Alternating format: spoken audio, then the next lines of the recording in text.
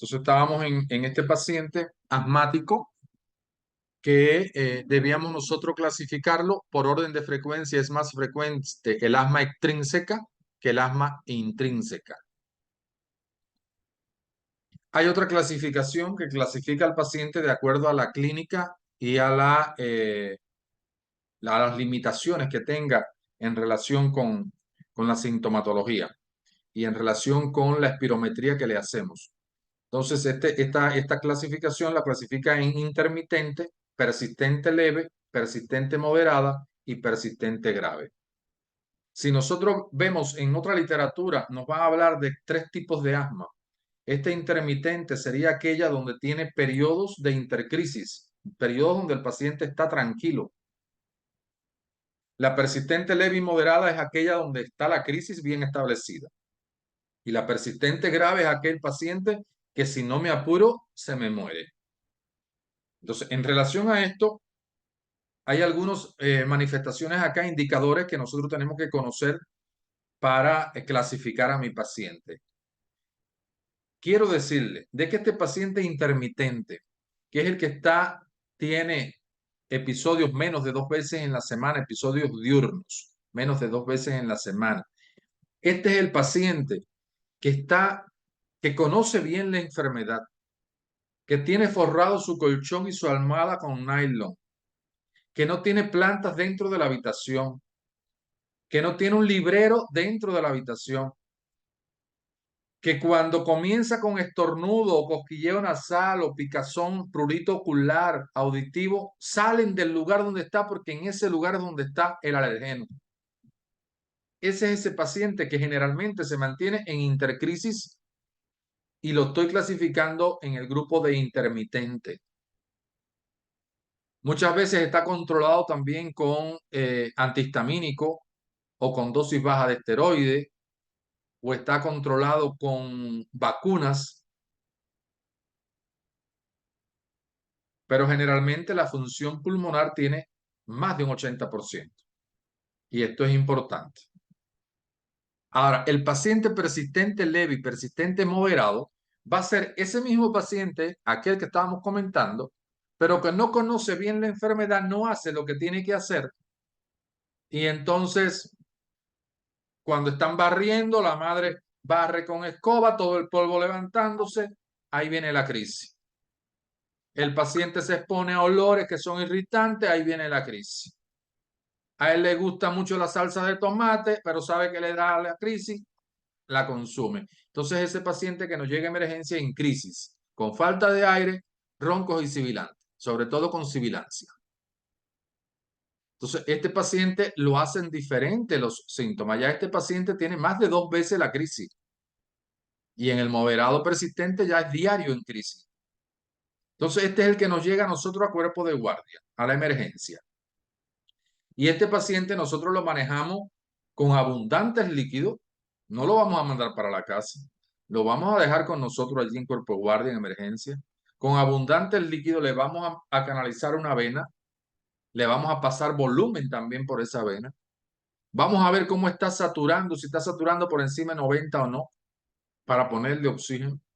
Vamos a estar utilizando las nebulizaciones o las mascarillas con oxígeno. Y vamos a estar utilizando nebulizaciones bien, con broncodilatadores, bien con esteroides también. ¿Y qué importancia tiene ubicar bien a mi paciente en este momento, en esta etapa, en una crisis persistente, leve o moderado? Y lo tengo en la emergencia, que después de 8 horas de tratamiento bien establecido y mi paciente no me mejora, es considerado un persistente grave. Está en estatus asmático mi paciente. Y entonces, cuidado con este porque se me muere. Este paciente persistente grave, fíjense que se mantiene en crisis muchos días. Se mantiene con medicación todo el tiempo. Por la noche vive con falta de aire. Limitado constantemente. La espirometría por debajo de un 60% de sus valores. Entonces, y tiene más de 2 exacerbaciones al año. Entonces, este paciente persistente grave es el que más me hace un estatus asmático. Y cuando yo los tengo en crisis, en este estadio, cuando yo los tengo en crisis, Yo tengo que ser muy cuidadoso. Entonces, esta tablita me permite a mí clasificar mis pacientes asmáticos. Si yo estoy en la comunidad, soy el médico de familia de esta comunidad y tengo 5 asmáticos, yo tengo que saber en qué grado está o en qué clasificación está mi paciente. Si es un intermitente que yo sé que se cuida y lo voy a ver una sola vez al año. Si es un persistente leve que yo sé que no se cuida mucho. Si es un persistente moderado que yo sé que me ha dado varios sustos. Y si es un persistente grave que yo sé que ya con él lo voy a tener constantemente que estarlo siguiendo. Entonces, importante conocer este cuadrito. Esta es esta misma clasificación y aquí les traigo, les dejo el tratamiento que haríamos en un paciente que está en intercrisis. Es decir, es todo lo que yo voy a hacer al paciente para que es lo que tendríamos que hacer a todo asmático, mantenerlo en intercrisis, mantenerlo sin crisis. Y es posible, pero es posible cuando el médico conozca la terapéutica y las medidas higiénicas sanitarias que tiene que indicar y la familia y el paciente las cumplan, porque si no, no sucede esto. Este es un algoritmo que lo veo bastante adecuado para nosotros manejarlo. Es de los españoles, actualizado del 2022, y me habla de crisis leve cuando yo evalúo a mi paciente. Cuando yo evalúo a mi paciente, una evaluación inicial, lo clasifico en una crisis leve, moderada, o si ya está en un paro cardiorrespiratorio, que es un paciente grave, y bien grave. Fíjense que para esto tengo que estar en un lugar, en esta clasificación, donde me permita hacer una espirometría que para ver el grado de, ver la capacidad expiratoria de mi paciente, el flujo expiratorio, el pico de flujo expiratorio o el volumen expiratorio forzado en un segundo, porque él debería de estar por encima de un 70 a un 80%. Fíjense cómo ya en las moderadas y graves ya cae por debajo de un 70%. Y este no, porque este me llega en parada respiratoria o cardiorrespiratoria. En este que es leve, yo puedo utilizar el salbutamol. Las medidas generales lo dejé conmigo, le digo que tome bastante líquido, quizás le canalice una vena para tener, por si acaso, está saturándome bien, tiene una espirometría que me está diciendo que el flujo está por encima del 70%, yo utilizo un broncodilatador. No hay ningún problema. Pero ya cuando es moderado o grave, voy a hacer lo mismo, pero voy a tener, ya este paciente me está saturando por debajo del 92%, ya mucho cuidado, la PO2 me puede estar cayendo, entonces ya aquí le voy a estar utilizando, añadiendo el salbutamol, el bromuro de ipratropio, ¿verdad? Y entonces tengo posibilidades, si no resuelve, comenzar con el uso de los esteroides, cualquiera de estos 3 esteroides, o combinaciones de ellos en dependencia del paciente. Y con los esteroides no hay límite. Es decir, ponemos la dosis generosa porque yo lo que necesito es reducir el estado inflamatorio de la vía aérea. Y en el paciente en paro yo tengo que hacer toda la reanimación del RCP del paciente en paro y por supuesto que utilizar los mismos medicamentos y considerar si el paciente no resuelve con las medidas de reanimación básica, considerar la reanimación avanzada y la intubación orotraqueal de mi paciente. Este paciente que me llegó en paro, lo logré sacar y lo tengo estabilizado, va para terapia intensiva sí o sí. Estos 2 pacientes hago una evaluación segunda, una segunda evaluación. Y voy a ver qué está pasando. Si hay una buena respuesta, el flujo expiratorio forzado expiratorio está por encima de un 60%, mi paciente está estable, está sintomático, hay mejoría, mire, le doy el alta, lo mando para la casa y le pongo esteroides a mi paciente que pueden ser cualquiera de estos, la prednisona, o pueden ser glucocorticoides inhalados como estos, ¿verdad? Glucocorticoides, o pueden ser betagonistas inhalados también inhalatorios como el salbutamol o el bromuro de ipratropio. Pero si mi paciente no sucede esto, sino que hay una mala respuesta, está saturando no lo suficiente, se mantiene con síntomas, tiene un volumen expiratorio forzado por debajo de un 60%, entonces este paciente lleva hospitalización. Lo hospitalizo y una vez que ya está estable, le damos el alta. Entonces pudiéramos estar analizando un tanto para unificar el criterio y para estabilizar en mi subconsciente una manera de cómo manejar el paciente asmático en la emergencia. ¿Cómo interpreto la espirometría? La espirometría la vamos a interpretar, el número está en 70 y 80. Algunos autores hablan de 70, otros hablan de 80. Ese es el valor que nosotros queremos para la capacidad vital forzada, para el volumen expiratorio forzado en un segundo y para la relación de ellas dos. Y yo tengo dos posibilidades, o tiene un patrón obstructivo o tiene un patrón restrictivo. ¿Quién hace patrón obstructivo? El asma bronquial, en la bronquitis aguda, la bronquitis crónica. ¿Quién me hace patrón restrictivo? El enfisema pulmonar. Entonces yo, Iber Rocha, que está en el tribunal, nos pregunta esto muchas veces, interpretación de la espirometría, porque ella sabe que es muy importante y muy frecuente las enfermedades respiratorias crónicas y yo tengo este estudio que me permite interpretar y darle valor a una o a otra. Entonces tenemos que aprendernos, fíjense que todas estas flechitas están para abajo, ya eso sería un recurso para nosotros aprenderlo.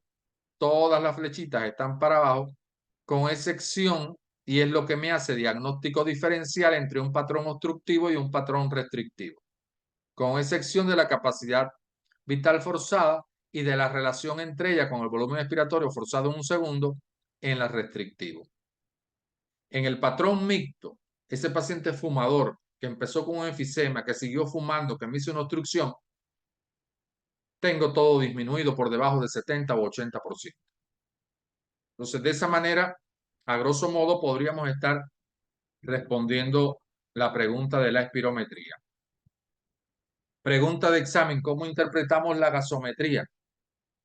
Otra pregunta que es compleja. Aquí les dejo cómo hacerlo. El pH normal es de 7.35 a 7.45. La PCO2 es quitarle el 7, de 35 a 45. Y el bicarbonato de 21 a 25, algunos libros hablan de 21 a 24. Entonces, si yo tengo un pH por debajo de 7.35, estoy en acidosis. Si yo tengo un pH por encima de 7.45, estoy en alcalosis. Y ahora lo que tengo que decir, sí, ya sé que está en acidosis, pero ¿será respiratoria o será metabólica? La clínica es importantísima. El antecedente de diabetes me dice que generalmente puede ser una metabólica. El antecedente de asmático que puede ser una acidosis respiratoria. Entonces, yo tengo dos indicadores en la gasometría, uno para evaluarme el componente respiratorio, la PCO2, y uno para evaluarme el componente metabólico, el bicarbonato. Entonces, yo voy a ir a ellos. Ya determiné que estaba en acidosis mi paciente. Me voy a ir a estos dos indicadores y voy a ver cuál de los dos está normal y cuál de los dos va a estar alterado. Vengo al bicarbonato por debajo de 24. Digo, si el bicarbonato es de 21 a 25, el bicarbonato no tiene problema. Vengo a la PCO2 mayor de 40 y me decían que era hasta 45. Mayor de 40, estoy pensando que está alterado. A pesar de que dice 45 aquí, cuando está por encima de 40, ya estoy viendo de que hay un compromiso respiratorio. Entonces, como el componente que está complicado aquí es el respiratorio, la PCO2 es la que está mayor de 40, yo digo que mi paciente tiene una acidosis respiratoria. Así el bicarbonato estuviera muy por debajo de 24, muy por debajo de 24, yo diría que el componente entonces sería una acidosis metabólica. Entonces, aquí tengo dos posibilidades. O está por debajo el bicarbonato y digo que hay una acidosis metabólica, o está por encima la PCO2 y digo que hay una acidosis respiratoria.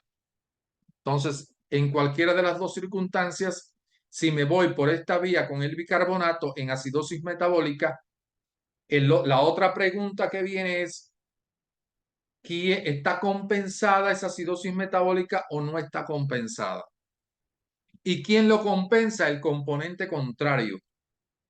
Es decir, si yo tengo un bicarbonato por debajo de 24 y estoy pensando que es una acidosis metabólica, el componente que compensa es el respiratorio. Por tanto, yo esperaría encontrar que la PCO2 estuviera disminuida porque mi paciente tiene que estar con una gran disnea botándome CO2. Por tanto, en sangre tiene que caerme el CO2. Veamos la otra condición. Tengo una PCO2 mayor de 40. Estoy pensando se trata de una acidosis respiratoria. Entonces, en este caso me tiene que compensar el componente metabólico.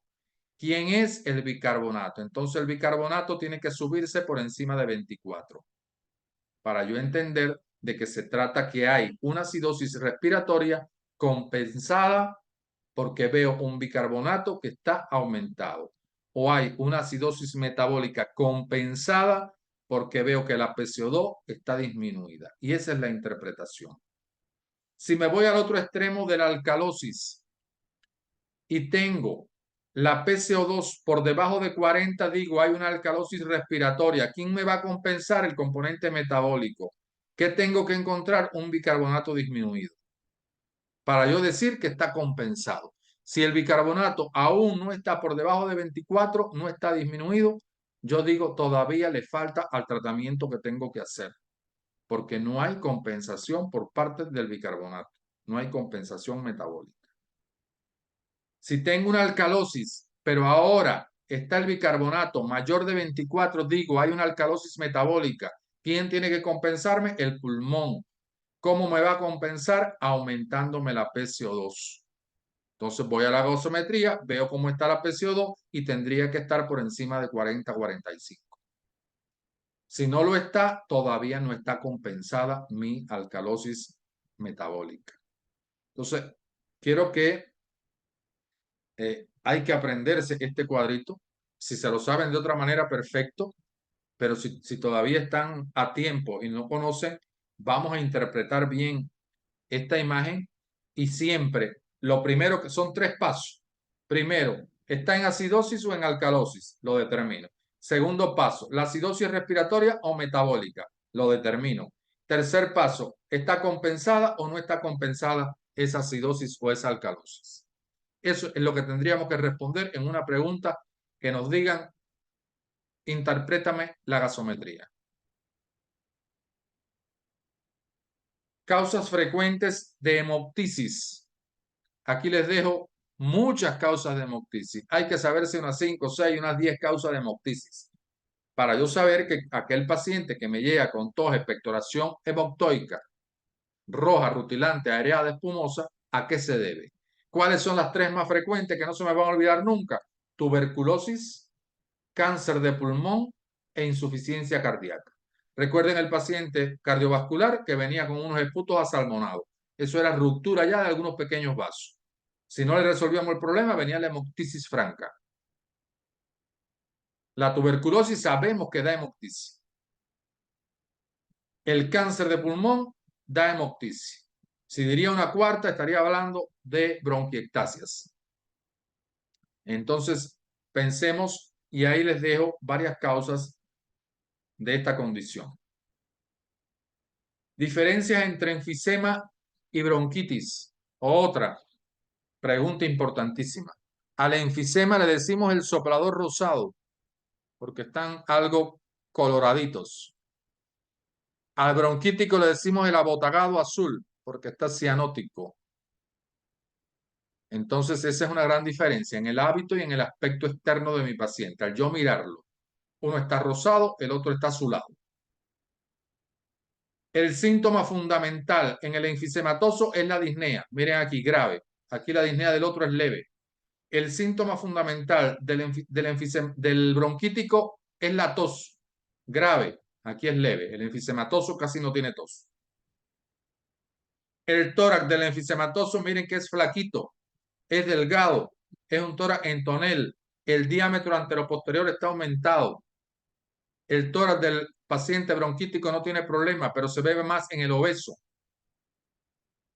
A la auscultación, cuando yo ausculto un enfisematoso, ¿qué puedo hacer? Lo que tengo es atrapamiento de aire. Entonces, ¿qué yo voy a ver? Hay hipersonoridad pulmonar, aumenta la resonancia. Y el murmullo vesicular, como hay tanta destrucción de paredes alveolares, disminuye el murmullo vesicular. El aumento de la resonancia es a la percusión. El murmullo vesicular a la auscultación. En el paciente bronquítico lo que predomina son los roncos y los sibilantes, porque lo que predomina es la obstrucción. En la radiografía de tórax, en el paciente enfisematoso, recordemos que hay un atrapamiento de aire, por tanto voy a ver una radiografía oscura. Hay un diámetro anteroposterior aumentado. Miren la plaquita aquí de este paciente. Muy radiotransparente. Costillas horizontalizadas. Aumento de los espacios intercostales. Corazón alargado y descenso de los hemidiafragmas. Eso. El bronquítico crónico no tiene nada de eso. El bronquítico crónico lo que hay es un engrosamiento de las paredes bronquiales. Engrosamiento de las paredes bronquiales.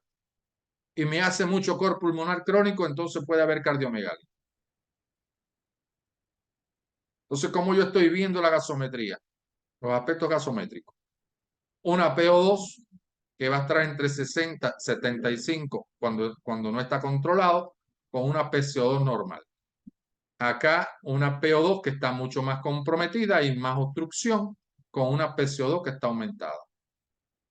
En el enfisematoso no hay poliglobulia, muy frecuente en el bronquítico. En el enfisematoso es menos frecuente las infecciones, no es que no las haya, son más frecuentes en el bronquítico. El enfisematoso se reagudiza cuando ya está en un estadio bien avanzado. Este se reagudiza en todo el tiempo.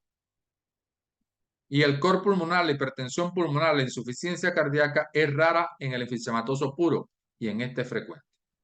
Entonces aquí tienen cómo responder esa pregunta de cuál es la diferencia entre un enfisema pulmonar y una bronquitis crónica.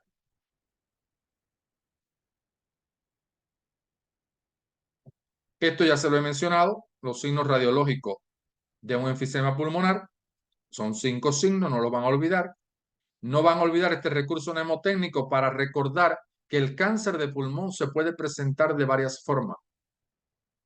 Bronconeumónica, atelectásica, ganglionar, mediastinal, accedada, neurológica, pleural, ósea y endocrina.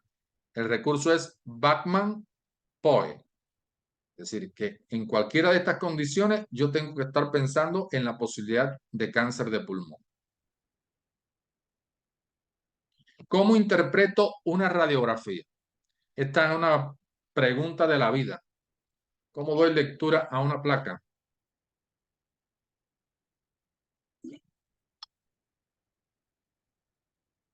Hay un recurso, ya yo tengo mi radiografía hecha, que sería el primer paso, tener la radiografía, y en un segundo paso vamos a aplicar un recurso que es el ABCDEF. El A significa la vía aérea. Entonces yo tengo que visualizar la tráquea por delante de la columna. Ese es lo primero, visualización de la tráquea por delante de la columna. La B es óseo, la parte ósea. Yo tengo que estar mirando los arcos costales, clavícula que esté en su lugar, porque si veo una clavícula que está descendida para acá, por supuesto que el tórax va a estar rotado y me va a dar falsos diagnósticos. Por tanto, tengo que tener la clavícula bien horizontalizada. Voy a contar alrededor entre 8 y 10 arcos costales para poder evaluar todo mi parénquima pulmonar de ambos lados. Entonces, esta es la parte ósea. Silueta cardíaca. Vamos a analizar el índice cardiotorácico. Aquí se lo traigo. Trazo una línea A desde el borde externo del lado derecho del corazón hasta la línea media y una línea B desde esa línea media hasta el borde más externo del lado izquierdo del corazón. Y C voy desde la parte ósea derecha hasta la parte ósea izquierda. Y aplico la fórmula A más B sobre C. Eso me va a dar un número entre 0,51 y 0,55 grado 1, 0,56, 0,6 grado 2, 0,61, 0,65 grado 3 y más de 0,65 grado 4. Por tanto, yo clasifico aquí en el grado C, mido y clasifico mi paciente el índice cardiotorácico que tiene. No es lo mismo un grado 1 que un grado 4. D, voy a evaluar el diafragma. Ya yo le decía, el diafragma tiene que estar, los dos tienen que estar muy similares. El derecho un poquitico por encima del izquierdo. Y tengo que estar viendo mis ángulos costofrénico y cardiofrénico. Se tienen que definir bien los ángulos para saber que no hay líquido a nivel pulmonar. Vamos a buscar la parte que está fuera del tórax y estaríamos hablando de tejido adiposo y piel, porque muchas veces estamos viendo una masa. Entonces, podemos hacer un diagnóstico con una radiografía. Oye, examinen también esta parte porque estoy viendo un abultamiento a tal nivel. Y vamos a ver las cisuras y los campos. Tradicionalmente yo no debo de ver la cisura, pero yo sé que hay 3 cisuras. Es decir, que en el campo pulmonar derecho tengo 3 cisuras, una que me divide el lóbulo pulmonar derecho inferior con el medio que tiene que estar por aquí, que es horizontalizado, este que es oblicuo, y en el campo pulmonar izquierdo tiene que haber una cisura aquí que me lo divide oblicua aquí, que me divide el lóbulo superior del lóbulo inferior. Entonces, esto siempre es importante. Olvidé decir aquí, cuando estamos evaluando diafragma, también evaluamos la burbuja gástrica, que tiene que estar por debajo del hemidiafragma izquierdo. Entonces, creo que sí, resumimos, es decir, esta imagen, ustedes la agarran ahora y hacen un pequeño resumen de qué es lo que no se me puede olvidar cuando voy a leer una radiografía. Pasamos a lo que íbamos a hablar de tuberculosis. No es lo mismo infección que enfermedad. Infección es aquel primer episodio, el primer contacto que tiene mi paciente con el bacilo de Koch, que puede enfermar y puede que no enferme. Enfermedad no. Enfermedad es cuando el paciente ya se puso en contacto por una segunda vez o en la primera vez su sistema inmunológico no logró resolver la situación. No es lo mismo hablar de infección que de enfermedad. Vamos a verlo en su patogenia. Bueno, es una enfermedad que se transmite, todos conocemos, por vía respiratoria. Es decir, cuando el bacilo está en el aire, ahí lo encontramos, lo inhalamos y nos enfermamos. O lo mantenemos ahí latente durante muchos años. Esta patogenia me explica a mí lo que yo les decía de infección o enfermedad. Yo inhalo el bacilo. Ahí hay una primoinfección. Hay una primera exposición al bacilo. Y ahí pueden ocurrir dos cosas. Vamos a ver esta que es más cortica. Puede ocurrir que el bacilo sea más fuerte que el sistema inmunológico mío. Lo que pasa en el paciente con VIH. Tiene un sistema inmunológico deprimido, el bacilo lo agarra, lo ataca y viene la tuberculosis primaria. Lo enfermó. Ahí no hubo defensa que trabajara. Tuberculosis primaria. Esa es la tuberculosis primaria. Pueden preguntarle así. ¿Qué es lo que es tuberculosis primaria? Es la exposición de un paciente que no está inmunocompetente en una primera exposición y se enferma. Ahora, el otro paciente, el predominio de las defensas, el sistema inmunológico del individuo es más fuerte que el bacilo. Entonces, ya yo tengo un individuo que está infectado, pero pueden ocurrir 3 cosas. Tengo un individuo que el bacilo está dentro. ¿Dónde está? En el lóbulo inferior. No está todavía en el vértice, está en el lóbulo inferior. En este es posible que se mantenga ahí durante toda la vida. Se mantiene la relación, nunca desarrolla la enfermedad. El sistema inmunológico todo el tiempo palía esto, estoy vacunado, no desarrollo la enfermedad. Recuerden que la vacuna de BCG no evita la enfermedad, evita las formas graves de la enfermedad. ¿Qué puede ocurrir también? Puede ocurrir que yo me exponga en un segundo momento al bacilo, a gérmenes, y me reinfecte. Y aquí sí ya no hay remedio. Adquiero la enfermedad y sería una tuberculosis postprimaria exógena. O puede ser que en este mismo paciente que yo tenía, mi sistema inmune me tenía neutralizado al bacilo, venga una enfermedad de momento, me tumbe el sistema inmunológico y yo me reinfecte de forma endógena. Y esta sería una tuberculosis postprimaria endógena. Y esta ocurre en un 80% de los casos. Entonces, este cuadrito también deberíamos de conocerlo porque vienen preguntas de cuándo usted dice que es una tuberculosis primaria, cuándo dice que es una postprimaria endógena y cuándo es una postprimaria exógena. Aquí le traigo estos estadios evolutivos, que es del paciente, como les decía, sin infección. Hay un contacto del paciente, hay un contacto, pero el paciente, el sistema inmunológico logra contrarrestar la enfermedad.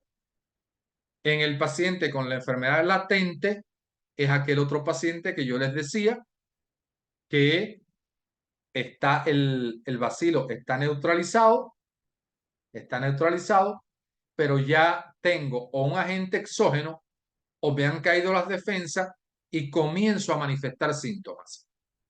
Generalmente estoy asintomático con un rayo X de tórax normal. Puede ser que no esté documentada la existencia de un contacto con la tuberculosis. Y puede ser que ante este paciente yo tengo que descartar otras entidades, pero me llama mucho la atención que el mantú es positivo, que la prueba de la tuberculina es positiva y que la inmunofluorescencia me está dando también positiva. Entonces yo ante este paciente, aunque esté asintomático, aunque esté con un rayo X de tórax normal, descarto otras causas y estudio mi paciente. Y ya el paciente con tuberculosis ya es aquel que habíamos mencionado. Este término está por aquí, el IgRA, a ver, así que test de liberación de interferón gamma, test de liberación de interferón gamma, es un test que se le realiza al paciente, pero tenemos la prueba de Mantoux que sí la conocemos y que le inyectamos al paciente tuberculina, prueba de tuberculina, se la ponemos en el dorso del brazo y medimos eso a las 72 horas y si es mayor de 5 milímetros decimos que es reactante. Y ahí hay que estar buscando, sospechando la enfermedad.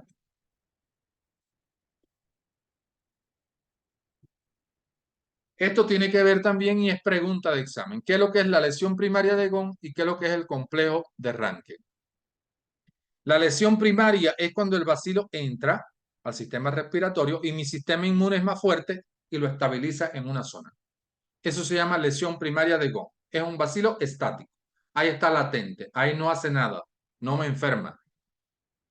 Si mi sistema inmune o me reinfecto o mi sistema inmune caen, los bacilos salen de ahí, migran y comienzan a migrar por todo el tracto respiratorio y sobre todo van a ir a los ganglios peribronquiales y van a producir una linfadenitis peribronquial, una adenitis peribronquial.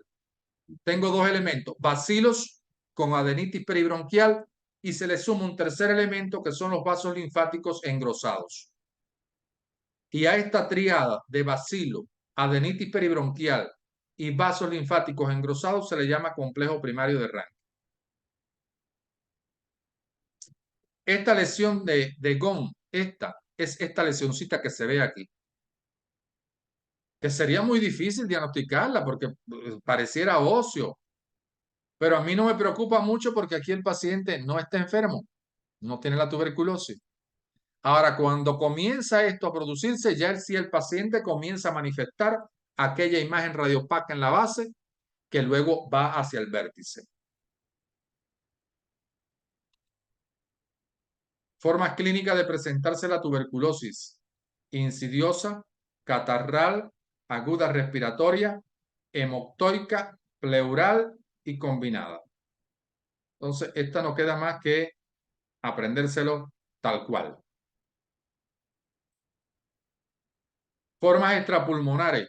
Es decir, yo sé que el bacilo de Koch no solo es que se queda a nivel respiratorio, sino que por vía sistémica se me va a otros lugares. El primero que puede ir es a la pleura, que lo tiene cerquitica, y esa es una forma extrapulmonar. Puede ir al cerebro y me da la TB meningia. Puede irme al corazón y me invade el pericardio, la TB pericárdica, TB intestinal o peritoneal,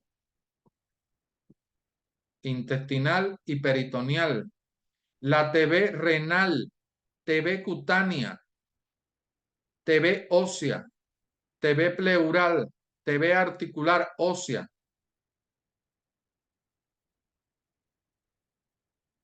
Articular y la ósea. Fíjense que hay una entidad que cuando me afecta la columna vertebral se le llama, y anótenlo, mal de Pop. Mal de Pop. Se ve la ganglionar y hay una que no está aquí, que está la ginecológica, TB ginecológica. Entonces, todas estas son formas extraintestinales fuera del pulmón. Tratamiento del paciente. Ante toda enfermedad infectocontagiosa yo tengo tres conductas, triada ecológica. Tengo que actuar sobre, y ese es el enfoque que tienen que hacer con el tratamiento de las enfermedades infectocontagiosas, con cualquiera. Actúo sobre el hombre enfermo, sobre la vía de transmisión y sobre el hombre sano. Hombre enfermo, era un SR+14, me llegaron los esputos, la placa, lo diagnostico. Por tanto, notificación en tarjeta de notificación. Discúlpenme. Llenado de ficha epidemiológica. Completo la historia clínica epidemiológica y le pongo tratamiento a mi paciente. Reposo para mi paciente. Este hombre no va a ir a trabajar. Si trabaja, tiene certificado por 6 meses. Dieta balanceada, siempre tolerándola, pero tiene que incorporar los 3 nutrientes, los 3 macronutrientes y vitaminas y minerales que sabemos. Aislamiento domiciliario de nuestro paciente. La vivienda bien ventilada. El apoyo psicológico que tiene que recibir por parte nuestra. Decirle que todos los días por la mañana salga el sol para que fije vitamina D, que le va a ser muy importante. Este sería el tratamiento no farmacológico. La vía de transmisión, le tengo que explicar a él y a la familia cómo se transmite la enfermedad, que es por vía respiratoria. Por tanto, tos, estornudo, hay que evitarlo donde esté y hay que tapar.